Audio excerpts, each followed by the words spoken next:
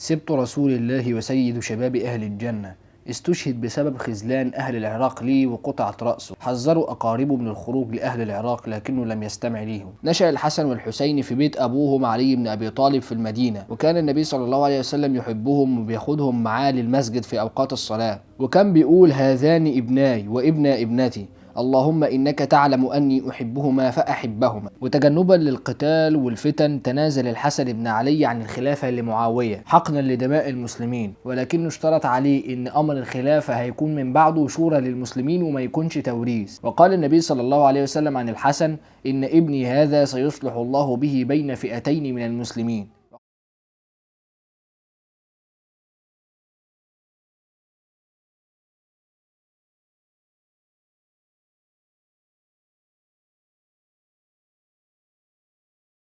وأثناء ما الإمام الحسين رضي الله عنه خارج من المدينة أدركه عبد الله بن عمر رضي الله عنهما، فقال له: أين وجهتك؟ قال: أريد العراق. فأخرج لي الكتب والرسائل اللي كانت بتيجي من أهل الكوفة، وقال: هذه بيعتهم وكتبهم. فناشدوا الله إن هو يرجع، فأبى الحسين. فقال له ابن عمر: أحدثك حديثا ما حدثت به أحدا قبلك، إن جبريل قد أتى النبي صلى الله عليه وسلم يخيره بين الدنيا والآخرة فاختار الآخرة، وإنكم بضعة منه، فوالله لا يليها أحد من أهل بيته، يقصد إن هو يتقتل يعني، فارجع أنت تعرف غدر أهل العراق وما كان يلقى أبوك منهم. فرفض الإمام الحسين، فاعتنقوا عبد الله بن عمر وقال: استودعتك من قتيل، يعني هو عارف إن هو رايح ومش هيرجع. على الضفة الأخرى كان يزيد بن معاوية عارف تحركات الحسين وعارف انه هيروح للكوفة، وكان الوالي على الكوفة النعمان بن بشير، بس طبعا هو مرضيش انه يؤذي مسلم بن عقيل، فعزلوا يزيد وعين مكانه عبيد الله بن زياد، وأتى المسلم بن عقيل زي ما قلنا في الجزء الأول. والإمام الحسين لما كان في طريقه للكوفة بلغوا مقتل مسلم بن عقيل، فخطف في أصحابه وأهله وقال إن مسلم بن عقيل قتل واللي عايز يرجع يرجع. فمشي ناس كتيرة قوي ولم يتبقى إلا أهله وقلة قليلة من أصحابه. ولما عرف رئيس الشرطة الحسين بن نمير إن الحسين قرب على الكوفة، بعث ليه 1000 جندي وعلى رأسهم الحر بن يزيد التميمي عشان يمنعوا من دخول الكوفة. فلما وصل الحر للحسين قال له: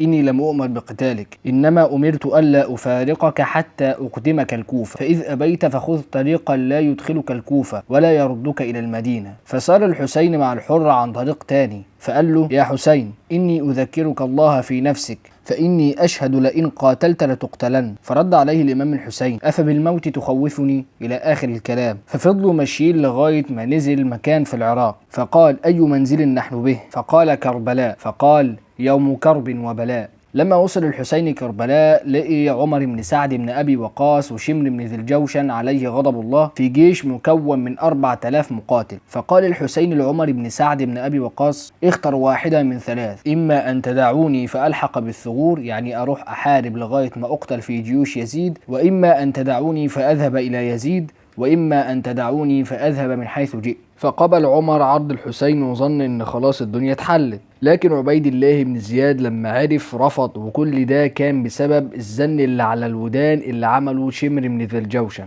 المهم ان خلاص قد حتم القتال، وفي صباح يوم الجمعة الموافق 10 محرم سنة 61 هجريا بدأ القتال، وكان مع الحسين أعداد قليلة جدا، ولكن مع قلة أعداده قتل من جيش عمر 88 رجل، وقتل من أصحاب الحسين 72 رجل، وقتل بعض إخوة الحسين من أبيه وأبناء إخوته، وقتل بنو عقيل جميعا. فلما قتلوا لم يجرؤ أحد أنه يقتل الحسين، فقام شمر بن ذي الجوشن وصاح في الجنود وأمرهم بقتل الحسين، فالتفوا عليه وقتلوه، وقطع رأسه شمر بن ذي الجوشن قبحه الله، وداسوا على جسده بالخيول. فأرسل رأس الحسين ونساء بيته لعبيد الله بن زياد، فكتب عبيد ليزيد باللي حصل، فبكى يزيد وقال: قد كنت أرضى من طاعتكم بدون قتل الحسين، لعن الله ابن مرجانة اللي هو عبيد الله بن زياد. فأمر بأن يرجع آل البيت للمدينة ويكرموا، فاصطحبهم النعمان بن بشير ووصلهم. ورد في مسند أحمد عن أنس بن مالك رضي الله عنه قال: استأذن ملك المطر أن يأتي النبي فأذن له، فقال النبي لأم سلمة: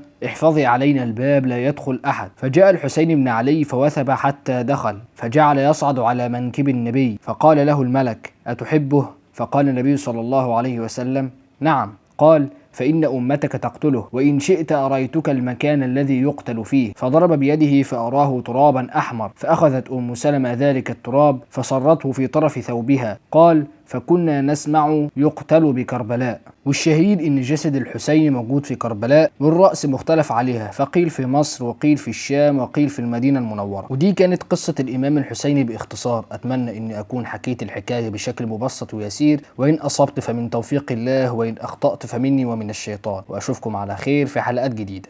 مع السلامة.